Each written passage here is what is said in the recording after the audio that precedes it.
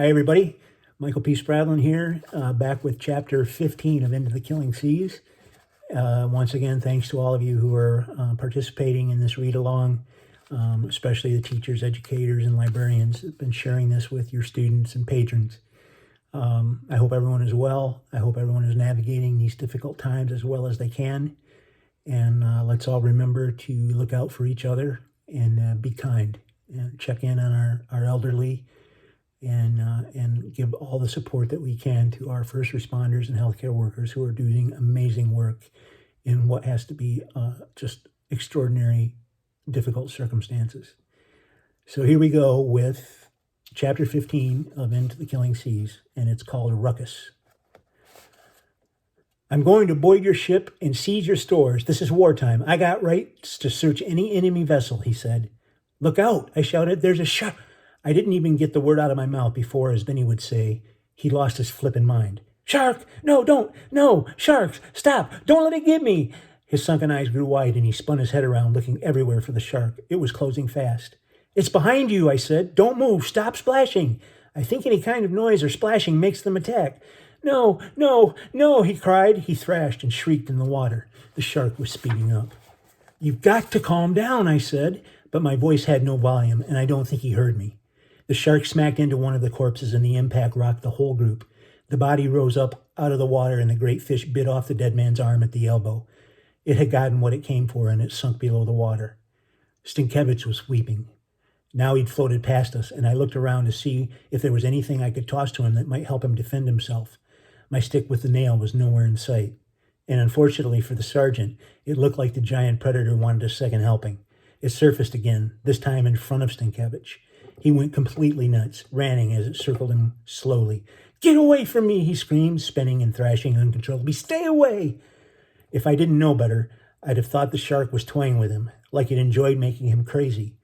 Stinkevich followed it with his eyes. His screams turned to frightened moans. What are you going to do, sport? Benny whispered. I don't know, I said. Nothing. He was going to board. You're the captain of the ship. You got a fellow crewman in the water in a state of distress. Stinkevich might be a dunderhead, but he's a fellow Marine. What have I told you about Marines? He rasped. They leave no man behind, I said. That's right, Benny coughed, and it sounded like a hollow drum was beating deep in his lungs.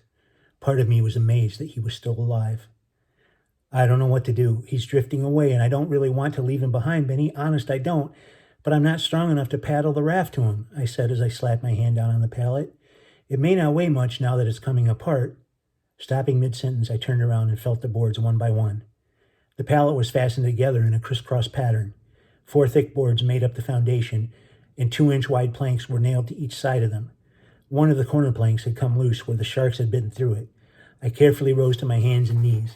Putting one knee on the plank, I pulled at it with all the strength I had left. I glanced over at Stinkevich. He moaned like Teddy did, but the shark didn't care. It burst forward and tore into the corpse on his left. Stop! Someone help me, please! Stinkevich was wailing like a drowning cat. I groaned with the effort and pulled on the plank. It still wouldn't give. Come on, champ, Benny said. Put your back into it. You got a Marine pinned down. He's taking enemy fire, and he's waiting on you to come to his aid. Stinkevich might be a sorry excuse for a human being, but when the chips are down, all that matters is that globe and anchor on his collar. You've got to help him. I groaned with the strain. I'm trying, I said through gritted teeth. The wood splintered and cracked. A long piece of it came loose in my hands. It was about 3 feet long, blunt at one end with a sharp point on the other. The sharp ripped several grisly bites from the corpse and now was circling again. Hey, Stinkevich! Heads up, I said. I tossed the board. It whirled through the air and landed about 5 or 6 feet in front of him. He understood immediately and paddled his way toward it, snatching it up in his hands. Did he reach it? Benny asked. Yeah, he got it, I said. When the shark attacked again, Stinkevich clubbed and poked at it like a man possessed. The shark shook and thrashed, kicking up waves. Stinkevich was floating away from us, the distance growing the longer they struggled. Try to whack it in the gills, I shouted, but my voice was merely a weak rasp. The confrontation with Stinkevich and the effort to break off the board had taken all the energy I had left. I lay back down on the raft.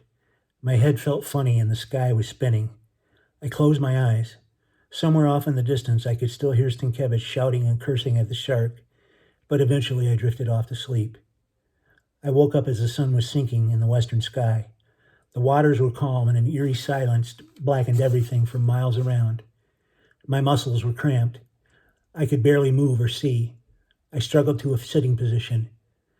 It felt like I'd been staring at a light bulb for hours. When the spots in front of my eyes finally cleared, I looked around in every direction. Stinkevich was nowhere to be seen. And that is the end of chapter 15, and we'll be back tomorrow with another chapter. Take care, everyone.